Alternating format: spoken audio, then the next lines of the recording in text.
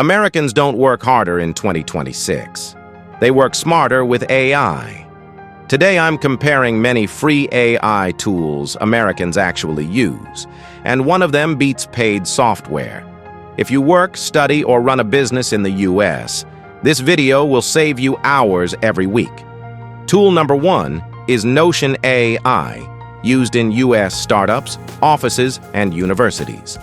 Tool 2 needs no introduction, ChatGPT.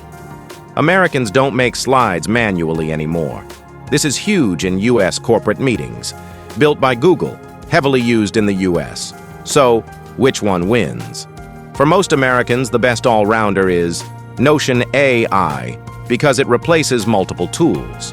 If you want more AI tools Americans actually use, subscribe to Toolverse USA. Comment which tool you use in the US, or which one surprised you.